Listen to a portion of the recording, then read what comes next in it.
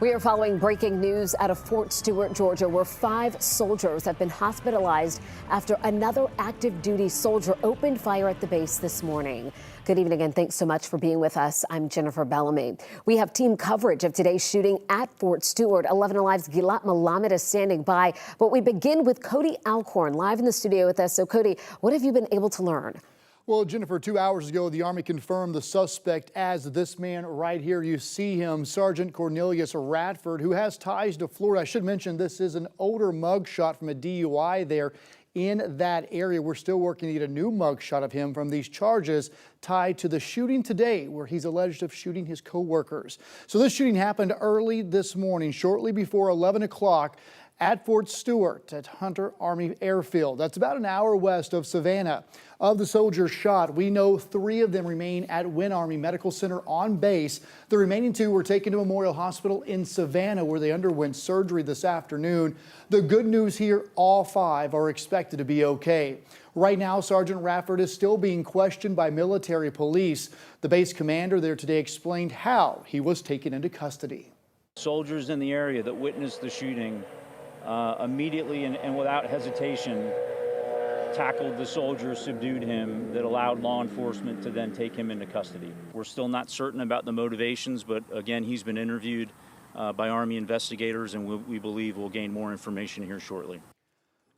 The military police confirmed during that news conference that Sergeant Radford used a personal handgun in the attack, which is now raising concerns on how he managed to bring his own gun into the workplace. So still this evening, a lot of questions remain that need to be answered, Jennifer. Yeah, that investigation ongoing tonight. Cody, thank you. Our team coverage continues with 11 Alive's Gilad Malamed. She's joining us live from Hinesville. That's just a few minutes from the fort. So Gilad, what are you hearing from people who are telling you about their experience related to the shooting today?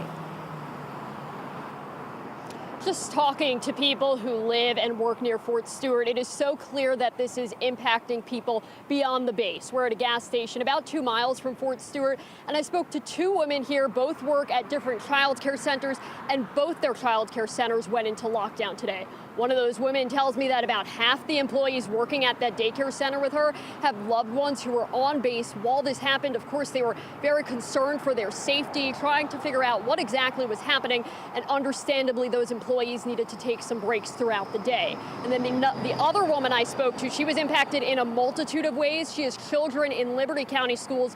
That school district went into lockdown today. And then she works at a child care center that also went into a soft lockdown this morning. And then her spouse is part of the same brigade as the soldiers who were shot. She is very thankful that her spouse was off base today, sharing those emotions with me moments ago. I can't believe, I'm so glad you weren't at work today, but thank God you had an appointment at the same time. But yeah, knowing that there were there were people we knew that were there, that's, yeah, definitely scary and not okay. We will continue to share the impacts this has had on the local community here tonight at 11. Live in Hinesville, Gilad Malamed, 11 Alive News. All right, Gilad, thank you so much for that perspective. And just here in the last half hour, the man who represents Fort Stewart in Congress shared his thoughts on the attack. Here's what we heard from Congressman Buddy Carter.